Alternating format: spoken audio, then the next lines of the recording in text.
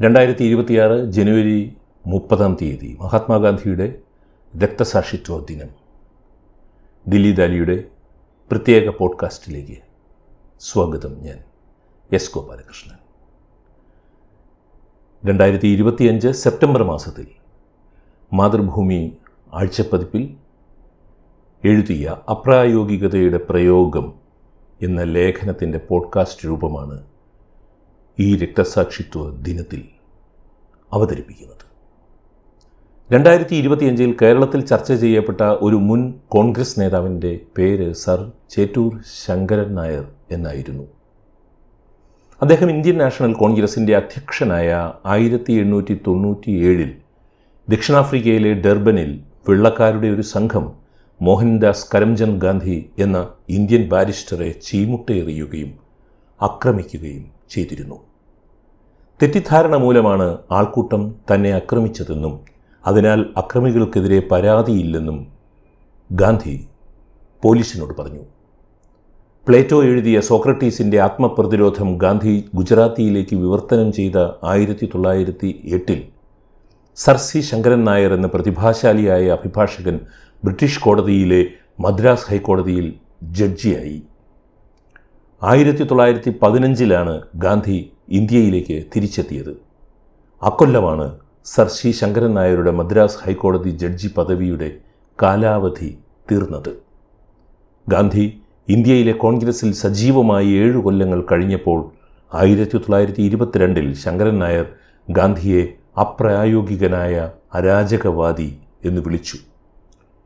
Sir C Sankaran Nair എഴുതിയ ഗാന്ധിയും അരാജകത്വവും Gandhi and anarchy എന്ന പുസ്തകത്തിൻ്റെ ആദ്യ പതിപ്പ് അക്കൊല്ലം മാർച്ചിലും രണ്ടാം പതിപ്പ് അക്കൊല്ലം ജൂലൈ മാസത്തിലും ഇറങ്ങി.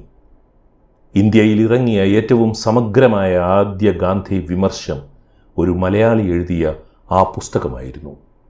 1909 ഗാന്ധി എഴുതിയ ഹിന്ദ് സ്വരാജ് എന്ന പുസ്തകത്തിൻ്റെ ഖണ്ഡനമായിരുന്നു അത്.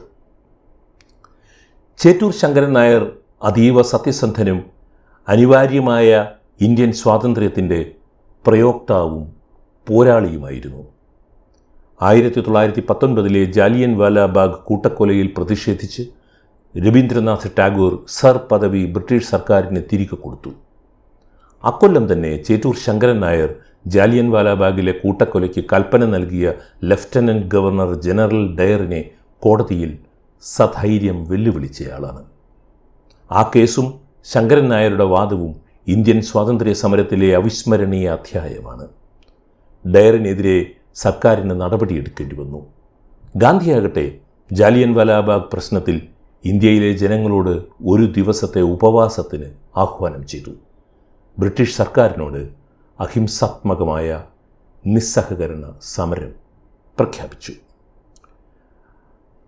ഒരിക്കൽ സോക്രട്ടീസ് അത്താഴ വിരുന്നിൽ ആളുകളോട് സംസാരിക്കവേ പറഞ്ഞതായി പ്ലേറ്റോ എഴുതി, എന്നോട് തന്നെ എനിക്ക് അഭിപ്രായ വ്യത്യാസത്തിൻ്റെ സ്വരഭംഗം വരുന്നതിലും ഞാൻ ഇഷ്ടപ്പെടുന്നത് ആൾക്കൂട്ടത്തിന് എന്നോട് അഭിപ്രായ വ്യത്യാസങ്ങൾ ഉണ്ടാകുന്നതാണ് എന്ന്. സോക്രട്ടീസിനും മുന്നേ ജീവിച്ച ഗ്രീക്ക് സ്റ്റോയിക് ദാർശനികരാൽ സ്വാധീനിക്കപ്പെട്ട ഗാന്ധിയെ സംബന്ധിച്ചിടത്തോളം ഏറെ പ്രധാനപ്പെട്ട ഒരു ഉദ്ധരണിയായി ഈ പ്ലേറ്റോ വാചകത്തെ കാണാവുന്നതാണ്. ആ വാചകം ഞാൻ ഒന്നുകൂടി പറയാം. എന്നോട് തന്നെ എനിക്ക് അഭിപ്രായ വ്യത്യാസത്തിൻ്റെ സ്വരഭംഗം വരുന്നതിലും ഞാൻ ഇഷ്ടപ്പെടുന്നത് ആൾക്കൂട്ടത്തിന് എന്നോട് അഭിപ്രായ വ്യത്യാസങ്ങൾ ഉണ്ടാകുന്നതാണ്. ഇതാണ് പ്ലേറ്റോയുടെ വാചകം. ഗാന്ധി സനാതനിയായി അല്ല ജീവിച്ചത്, പുരാതനിയായിട്ടാണ്. ആത്മനിഷ്ഠമായിരുന്നു അദ്ദേഹത്തിൻ്റെ പ്രപഞ്ചവീക്ഷണം. ആധുനികതയെ, അതിലേക്ക് നീങ്ങുന്ന സമഷ്ടിയെ, പാശ്ചാത്യ ലോകത്തുളവായ മനുഷ്യ വികസനത്തെ, വിദ്യാഭ്യാസ പുരോഗതിയെ, വ്യാവസായിക പുരോഗതിയെ, അവിടങ്ങളിലെ പുത്തൻ ജനാധിപത്യ രീതികളെ സ്നേഹിച്ച, ഇന്ത്യ അങ്ങനെയായി തീരണം എന്നാഗ്രഹിച്ച ചേറ്റൂർ ശങ്കരൻ നായർ ഗാന്ധിയിലെ പുരാതനിയെയാണ് അപ്രായോഗികമായ ആശയങ്ങളെ ആലിംഗനം ചെയ്തയാളായി കരുതി രൂക്ഷമായി വിമർശിച്ചത്. അപ്രായോഗികതയെ എങ്ങനെ നിത്യജീവിതത്തിൽ പ്രയോഗിക്കാം എന്ന് പരീക്ഷിച്ചതായിരുന്നു ഗാന്ധിയുടെ സത്യാന്വേഷണ പരീക്ഷണങ്ങൾ. നിത്യജീവിതം എന്ന വാക്കിന് പ്രായോഗികവും അപ്രായോഗികവുമായ ധ്വനികളുണ്ട്.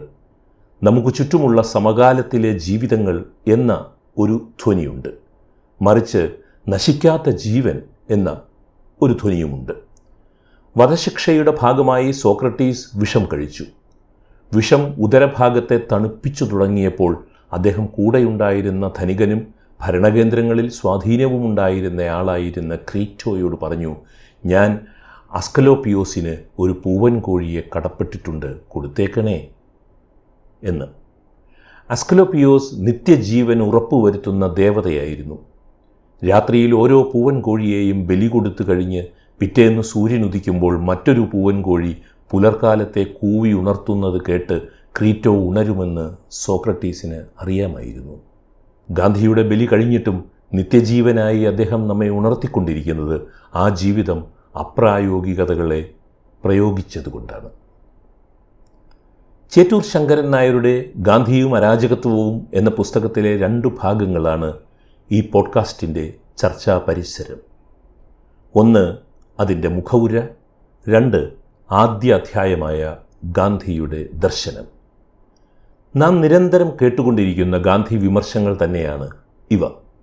എന്നാൽ അതിൻ്റെ പ്രാധാന്യം സൂക്ഷ്മമായി അവയെല്ലാം 1922 തന്നെ പറയപ്പെട്ടു എന്നതാണ്. 1919, 1924 കാലത്തെ ഖിലാഫത്ത് പ്രസ്ഥാനവുമായി ഇന്ത്യയിലെ ഹിന്ദുക്കൾക്ക് യാതൊരു ബന്ധവുമില്ലാതിരുന്നിട്ടും ഇന്ത്യയിലെ മുസ്ലിങ്ങളിൽ തന്നെ ബഹുഭൂരിപക്ഷത്തിനും ഖിലാഫത്തിനെക്കുറിച്ച് ഒരറിവുമില്ലാതിരുന്നിട്ടും തുർക്കിയിലെ ഖലീഫയെ സംരക്ഷിക്കുവാനുള്ള ആഗോള മുസ്ലിം ഐക്യദാർഢ്യവുമായി ഇന്ത്യൻ ദേശീയ പ്രസ്ഥാനത്തെ ഗാന്ധി കൂട്ടിക്കെട്ടിയത് തെറ്റി എന്നാണ് ചേറ്റൂർ ശങ്കരൻ നായർ പറഞ്ഞു തുടങ്ങുന്നത്. തുർക്കിയിലെ ഖലീഫയെ സംരക്ഷിക്കണമെന്ന് ഇന്ത്യയിലെ മുസ്ലിങ്ങൾക്ക് അഭിപ്രായമുണ്ടായിരുന്നോ എന്നുപോലും അറിയാതെയാണ് ഗാന്ധി അതിന് ഇറങ്ങി പുറപ്പെട്ടതെന്നും അതിനുള്ള കാരണം പാശ്ചാത്യ നാഗരികതയെ ഒറ്റപ്പെടുത്താനായിരുന്നു എന്നുമാണ് ചേറ്റൂരിൻ്റെ വിമർശനം. ചേറ്റൂർ ശങ്കരൻ നായരുടെ ഈ നിരീക്ഷണം ഒരു തരത്തിൽ ശരിയായിരുന്നു. അദ്ദേഹം ഈ പുസ്തകം എഴുതിയിട്ട് 8 കൊല്ലങ്ങൾക്ക് ശേഷം ലണ്ടനിലെ ഒരു പത്രപ്രവർത്തകൻ ഗാന്ധിയോട് പാശ്ചാത്യ നാഗരികതയെക്കുറിച്ച് എന്താണ് അഭിപ്രായമെന്ന് ചോദിച്ചപ്പോൾ എന്തൊരു നല്ല ആശയം എന്ന് പരിഹാസസൂചകമായി മറുപടി പറഞ്ഞിരുന്നതായി നാം കേട്ടിട്ടുണ്ടല്ലോ. ഇന്ത്യൻ നാഷണൽ കോൺഗ്രസിൻ്റെ നേതൃപദവിയിലേക്ക് ഗാന്ധി ചുവടുവയ്ക്കും വരെ കോൺഗ്രസ്സിന് ഇന്ത്യയിലെ മുസ്ലിങ്ങളുടെ പ്രാതിനിധ്യ സ്വഭാവം ഇല്ലായിരുന്നു എന്നത് നാം ശ്രദ്ധിക്കണം. ചേറ്റൂർ ശങ്കരൻ നായരുടെ മുഖവുരയിലെ ഒരു ഖണ്ഡികയിൽ നിന്ന് തന്നെ ഇത് വ്യക്തമാണ്. ഞാൻ ആ ഖണ്ഡിക മലയാളത്തിൽ വിവർത്തനം ചെയ്ത് ഇപ്പോൾ വായിക്കുകയാണ്. അതിതാണ്: ഗാന്ധിയുടെ നയപരിപാടികളിൽ ഒന്നുപോലും 1919 വരെ ഇന്ത്യൻ നാഷണൽ കോൺഗ്രസിൻ്റെയും ഇന്ത്യയുടെയും പ്രമുഖ മക്കൾ ആരും തന്നെ ഉയർത്തിപ്പിടിച്ചവയായിരുന്നില്ല. മാത്രമല്ല, അവയെല്ലാം തന്നെ അതിശക്തമായി എതിർക്കപ്പെട്ടവയും ആയിരുന്നു. പണ്ഡിറ്റ് മദൻ മോഹൻ മാലവ്യ, വിജയരാഘവാചാരി, ലാലാ ലജ്പത് റായ്, നടരാജൻ, ദ ഹിന്ദു ദിനപത്രത്തിൻ്റെ എഡിറ്ററായ എസ് കസ്തൂരിരംഗ അയ്യങ്കാർ എന്നിവരെല്ലാം തന്നെ അങ്ങനെയായിരുന്നു. മിസ്റ്റർ ഗാന്ധിയുടെ വൈകാരികമായ പൊട്ടിത്തെറികൾ, ഉപവാസങ്ങൾ, സ്വശരീര ദണ്ഡനങ്ങൾ, സന്യാസിയുടെ ഒറ്റവസ്ത്രം എന്നിവയൊക്കെ ആൾക്കൂട്ടത്തെയും സ്ത്രീകളെയും കുട്ടികളെയും ആകർഷിച്ചേക്കാം. ഞാൻ മേൽപ്പറഞ്ഞ നേതാക്കന്മാർ ഇപ്പോൾ ഗാന്ധിയെ പിന്തുണയ്ക്കുന്നുണ്ടെങ്കിൽ അതിനുള്ള കാരണങ്ങൾ വേറെയാണ്. ഇതാണ് ചേറ്റൂർ ശങ്കരൻ നായരുടെ വാചകങ്ങൾ. അപ്പോഴാണ് അലി സഹോദരന്മാരുടെ തോളത്ത് കൈയിട്ട് ഗാന്ധി ഖിലാഫത്ത് പ്രസ്ഥാനത്തോട് കോൺഗ്രസിനെ ചേർത്തു നിർത്തിയത്. ഇന്ത്യൻ നാഷണൽ കോൺഗ്രസിലേക്ക് ഇന്ത്യയിലെ ബഹുഭൂരിപക്ഷം വരുന്ന മുസ്ലിങ്ങളെ അണിചേർത്ത ആ രാഷ്ട്രീയ നീക്കം അപ്രായോഗികമെന്ന് അന്നത്തെ കോൺഗ്രസിലെ ഹിന്ദു മനസ്സിന് തോന്നി. കോൺഗ്രസ് ഖിലാഫത്ത് സൗഹാർദ്ദത്തിൻ്റെ 5ാം കൊല്ലമാണ് ഇന്ത്യയിൽ രാഷ്ട്രീയ സ്വയം സേവക സംഘം രൂപപ്പെട്ടത്. ഗാന്ധിയുടെ ആ അപ്രായോഗികത ഇല്ലായിരുന്നുവെങ്കിൽ ഇന്ത്യയിൽ RSS ഉണ്ടാകുമായിരുന്നില്ല. പകരം അതിനായി കോൺഗ്രസ് സ്വയം രൂപപ്പെടുമായിരുന്നു എന്ന് നാം തിരിച്ചറിയേണ്ടതുണ്ട്. 1922 സർ ചേറ്റൂർ ശങ്കരൻ നായർ ഗാന്ധിയെക്കുറിച്ച് എഴുതിയ ഒരു ഭാഗം ഇനി ഞാൻ പറയുന്നു. ചിന്തയിലെ ഒരു സവിശേഷ വർഗത്തിൽപ്പെട്ടയാളാണ് ഗാന്ധി. ലോകത്തിലെ മഹാത്മാക്കളായ ചിലരെങ്കിലും അദ്ദേഹത്തിൻ്റെ ചിന്താരീതിയാൽ ആകർഷിക്കപ്പെട്ടിട്ടുണ്ട്. എന്നാൽ സ്വന്തം ജീവിത സുവിശേഷങ്ങളെ നയപരിപാടികളാക്കുക വഴി അദ്ദേഹം പ്രായോഗിക പരിജ്ഞാനമില്ലാത്ത ഒരാളായി മാറുകയും ആ ഇടപെടലുകൾ അനർത്ഥകാരികളായി മാറുകയും ചെയ്തു. ഞാൻ ആ വാചകം ഒരിക്കൽ കൂടി വായിക്കാം. 1922 ചേറ്റൂർ ശങ്കരൻ നായർ ഗാന്ധിയെക്കുറിച്ച് എഴുതിയ വാചകങ്ങൾ. ചിന്തയിലെ ഒരു സവിശേഷ വർഗത്തിൽപ്പെട്ടയാളാണ് ഗാന്ധി. ലോകത്തിലെ മഹാത്മാക്കളായ ചിലരെങ്കിലും അദ്ദേഹത്തിൻ്റെ ചിന്താരീതിയാൽ ആകർഷിക്കപ്പെട്ടിട്ടുണ്ട്.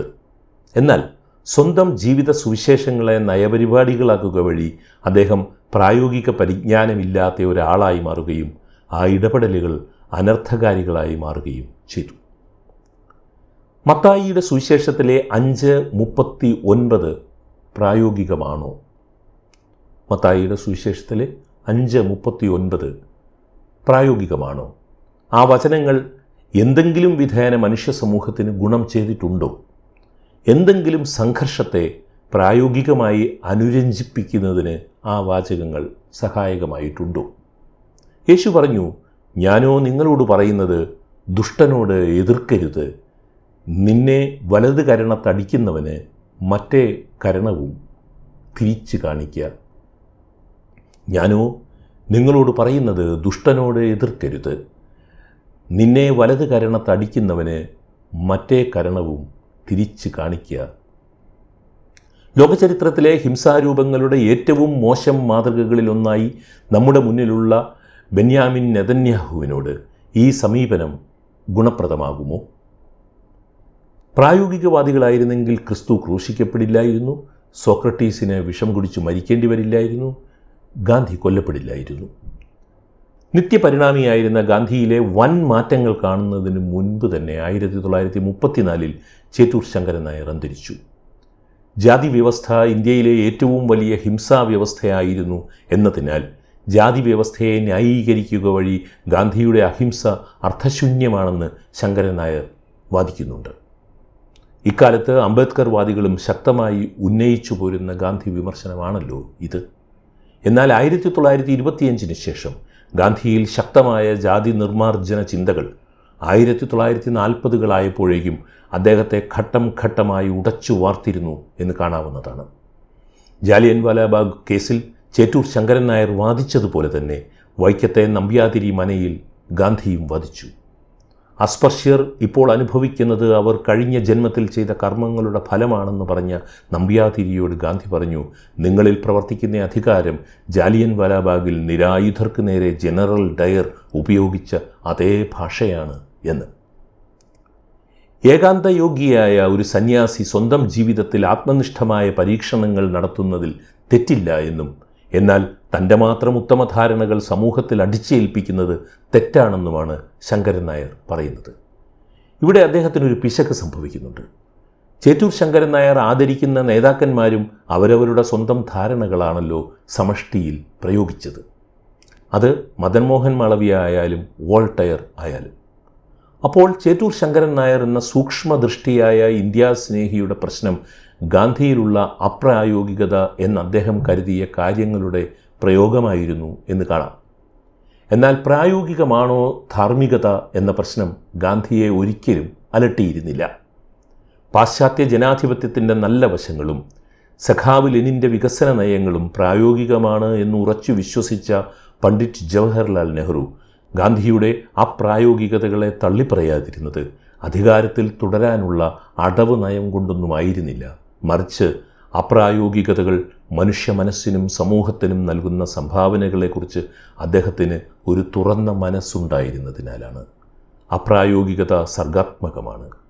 ഒരു കരണം തടിച്ച ആളിനെ മറുകരണം കാണിക്കുന്നതിൽ ഒരു സർഗാത്മകത ഉണ്ട്. ഹിന്ദു സ്വരാജ് എന്ന ഗാന്ധി ദർശനം നെഹ്റുവിന് ദഹിക്കാത്തതാണ് എന്നറിയാൻ ഒട്ടും പ്രയാസമില്ല. ഇംഗ്ലീഷുകാരില്ലാത്ത ഇംഗ്ലീഷ് ഭരണമാണ് ഇന്ത്യ ആഗ്രഹിക്കുന്നതെങ്കിൽ അത് കടുവ ആകാതിരിക്കുകയും എന്നാൽ കടുവയുടെ സ്വഭാവം പുലർത്തുകയും ചെയ്യുന്നതുപോലെയാണെന്ന് ഗാന്ധി പറയുമ്പോൾ അന്തരാൽ നെഹ്റു വിയോജിച്ചിരുന്നു. എന്നാൽ പാശ്ചാത്യ ലോകചരിത്രത്തിൽ ചെയ്ത ഹിംസകളുടെ പരിണിതികളെക്കുറിച്ച് നെഹ്റുവിന് നല്ല ബോധ്യമുണ്ടായിരുന്നു. വിയോജിക്കുമ്പോഴും ഗാന്ധി ദർശനത്തിലെ മൂല്യം നെഹ്റുവിന് പിടികിട്ടിയിരുന്നു. രണ്ടുപേർ തമ്മിലുള്ള തർക്കം മൂന്നാമതൊരാൾ പരിഹരിക്കുന്ന കോടതി സമ്പ്രദായം ശരിയല്ല എന്ന് വക്കീലായിരുന്ന ഗാന്ധി പറഞ്ഞപ്പോൾ മറ്റൊരു വക്കീലായിരുന്ന ചേറ്റൂർ ശങ്കരൻ നായർ അതിനെ പൂർണ്ണമായും നിരാകരിക്കുകയും വക്കീൽ കൂടിയായ നെഹ്റു ആകട്ടെ ഒരു മഹാഗുരുവിൻ്റെ വാക്കുകളോട് പുലർത്തുന്ന ആദരവ് കലർന്ന അകൽച്ച അതിനോട് പാലിക്കുകയും ചെയ്തു. ഗാന്ധിയുടെ ദർശനം എന്ന അധ്യായത്തിൽ ചേറ്റൂർ ശങ്കരൻ നായർ പ്രധാനമായും വിമർശിക്കുന്നത് ഹിന്ദു സ്വരാജിനെയാണ്. അതിസൂക്ഷ്മമാണ് ശങ്കരൻ നായരുടെ വാദമുനകൾ. എന്നാൽ ആ കൂർത്ത മുനകൾക്ക് മുന്നിൽ ഗാന്ധി എന്ന അരാജകവാദി മുറിവേൽക്കാതെ നിൽക്കുന്നത് നമുക്ക് കാണാം. സ്വരാജ് എന്നാൽ സ്വന്തം രാജാണ്, സ്വന്തം ജീവിതം മാത്രമാണ്. ആ സ്വരാജ്യത്തിലാണ് അരാജകനായി ഗാന്ധി പുലർന്നത്. ആ അരാജകവാദത്തെ ഗാന്ധി വിശേഷിപ്പിച്ചത് പ്രകാശമാനമായ അരാജകത്വം എന്നായിരുന്നു. അതിനാൽ ചേറ്റൂർ ശങ്കരൻ നായർ ഗാന്ധിയിൽ അരാജകത്വം ആരോപിക്കുമ്പോൾ അതൊരു ദുരാരോപണമല്ല. ഗാന്ധിയുടെ ദർശനം എന്ന അധ്യായത്തിൽ തീവണ്ടിയെക്കുറിച്ചും ആശുപത്രികളെക്കുറിച്ചും ബ്രിട്ടീഷ് വിദ്യാഭ്യാസത്തെക്കുറിച്ചും യന്ത്രങ്ങളെക്കുറിച്ചും കോടതിയെക്കുറിച്ചും പാർലമെൻ്ററി ജനാധിപത്യ പ്രക്രിയയെക്കുറിച്ചും ഗാന്ധിക്കുള്ള അഭിപ്രായങ്ങൾ ചേറ്റൂർ ശങ്കരൻ നായർ അതിശക്തമായി വിമർശിക്കുന്നുണ്ട്. തീവണ്ടിയിൽ യാത്ര ചെയ്ത ഗാന്ധി, ആശുപത്രി അടക്കമുള്ള കസ്തൂർബ ട്രസ്റ്റിനു വേണ്ടി പണപ്പിരിവ് നടത്തിയ ഗാന്ധി, സ്വാതന്ത്ര്യത്തിനു മുന്നേ ഇന്ത്യയിൽ നടന്ന ഇടക്കാല ഭരണ സംവിധാനങ്ങളിലേക്കുള്ള തെരഞ്ഞെടുപ്പുകളിലെല്ലാം സഹകരിച്ച ഗാന്ധിയുടെ അഭിപ്രായങ്ങളെ നാം എങ്ങനെയാണ് കാണേണ്ടത്? പാർലമെൻറ്റ് എന്നാൽ പ്രധാനമന്ത്രിയുടെ അധികാരത്തിന് കീഴിലായ ഒരു വേശ്യാസ്ത്രീയാണെന്ന് അതിശക്തമായി പറഞ്ഞയാളാണ് ഗാന്ധി. അദ്വൈതിയായിരുന്ന നാരായണ ഗുരു ക്ഷേത്രങ്ങൾ സ്ഥാപിച്ചത് ഗുരുവിന് തൊഴാനായിരുന്നില്ല എന്നറിയാൻ പ്രയാസമില്ലാത്തതുപോലെ ഗാന്ധിയെ മനസ്സിലാക്കാനും പ്രയാസമില്ല. 1921 ഗാന്ധി എഴുതിയ വാചകങ്ങൾ ശങ്കരൻ നായർ തന്നെ ഉദ്ധരിക്കുന്നുണ്ട്. അതിതാണ്: ഞാൻ കരുതുന്നതുപോലെയുള്ള ഒരു ആത്മീയ സ്വരാജിന് ഇന്ത്യ പാകമായിട്ടില്ല. ഗാന്ധിയുടെ വാചകങ്ങളാണ്. ഒരു ആത്മീയ സ്വരാജിന് ഇന്ത്യ പാകമായിട്ടില്ല. എന്നാൽ വ്യക്തിപരമായി എൻ്റെ ജീവിതത്തിൽ അത് പ്രാവർത്തികമാക്കാൻ ശ്രമിക്കുന്നുണ്ട് താനും. എന്നാൽ ഈ സമൂഹത്തിന് വേണ്ടിയുള്ള എൻ്റെ പ്രവർത്തനത്തിൻ്റെ ഭാഗമായി ഞാനൊരു പാർലമെൻ്ററി സ്വരാജിന് വേണ്ടിയാണ് ഇപ്പോൾ നിലനിൽക്കുന്നത്. ജനാഭിലാഷമാണത്. റെയിൽവേയോ ആശുപത്രികളോ തകർക്കാൻ എനിക്ക് ഉദ്ദേശമില്ല. എന്നാൽ സ്വാഭാവികമായി അവയൊക്കെ ഇല്ലാതാകുകയാണെങ്കിൽ തീർച്ചയായും അവയെ ഞാൻ സ്വാഗതം ചെയ്യും. നീതിന്യായ കോടതികളുടെയും തകർച്ച ഞാൻ ആഗ്രഹിക്കുന്നില്ല. എന്നാലും അവ ഇല്ലാതാകുന്നത് നല്ലത് തന്നെ. എല്ലാ യന്ത്രങ്ങളും മില്ലുകളും തകർക്കണമെന്നല്ല ഞാൻ പറയുന്നത്. അങ്ങനെയൊക്കെ ആകണമെങ്കിൽ മനുഷ്യൻ കൂടുതൽ ലളിത ജീവിതത്തിന് തയ്യാറുള്ള ഉയർച്ചയിലേക്ക് വരേണ്ടതുണ്ട്. എന്നാൽ സമൂഹം ഇന്ന് അതിന് തയ്യാറായിട്ടില്ല. ഇതായിരുന്നു മഹാത്മാഗാന്ധിയുടെ വാക്കുകൾ. 1934 ചേറ്റൂർ ശങ്കരൻ നായർ അന്തരിച്ചത്. അക്കൊല്ലം ജനുവരിയിൽ ഭൂരിഭാഗം സമയത്തും ഗാന്ധി കേരളത്തിലായിരുന്നു. ശങ്കരൻ നായർ മരിച്ച ഏപ്രിൽ 24 ഗാന്ധി ബീഹാറിലായിരുന്നു. 26 ഗാന്ധിയുടെ വാഹനത്തെ സനാതന ഹിന്ദുക്കൾ ആക്രമിച്ചിരുന്നു. എന്നാൽ മരണം വരെ ഗാന്ധി അപ്രായോഗികമായ കാര്യങ്ങൾ പറഞ്ഞുകൊണ്ടേയിരുന്നു. ആ നിത്യപരിണാമി സ്വയം തിരുത്തി തൻ്റെ മാതൃകാ പുരുഷോത്തമനായ ക്രിസ്തുവിൻ്റെ കാൽവരിയിലേക്ക് നടന്നു. അദ്ദേഹത്തിൻ്റെ രക്തസാക്ഷിത്വം ഗാന്ധി സ്വന്തം തെറ്റുകൾ ഏറ്റുപറഞ്ഞ കുമ്പസാരക്കൂടും കൂടിയായിരുന്നു. ആ മരണം പ്രായോഗികമാക്കിയത് പ്രയോഗവാദികളും ആ ജീവിതം അപ്രായോഗികമായി നമുക്ക് തോന്നുന്നത് നാമെല്ലാം പ്രയോഗവാദികൾ ആയതിനാലുമാണ്. അപ്രായോഗികതയുടെ മുൾക്കിരീടം ചരിത്രത്തിൽ കുറച്ചു പേർക്കേ അഴകു ചേർത്തുള്ളൂ. സർ സി ശങ്കരൻ നായരുടെ ഗാന്ധി വിമർശനത്തിന് ശേഷം ഏറ്റവും വായിക്കപ്പെട്ട മറ്റൊരു ഗാന്ധി വിമർശനം എഴുതിയതും മറ്റൊരു പ്രയോഗവാദിയായ മലയാളി ശങ്കരനായിരുന്നു. ഗാന്ധിയും ഗാന്ധിസവും എഴുതിയ EMS നമ്പൂതിരിപ്പാടായിരുന്നു അത്. അപ്രായോഗികതയുടെ പ്രയോഗം. 2026 ജനുവരി 30 മഹാത്മാഗാന്ധിയുടെ രക്തസാക്ഷിത്വ ദിനത്തിൻ്റെ ദില്ലി ദാലി പോഡ്കാസ്റ്റ് സമാപിക്കുന്നു. കേട്ട സുമനസ്സുകൾക്ക് നന്ദി. സ്നേഹപൂർവ്വം, S. ഗോപാലകൃഷ്ണൻ.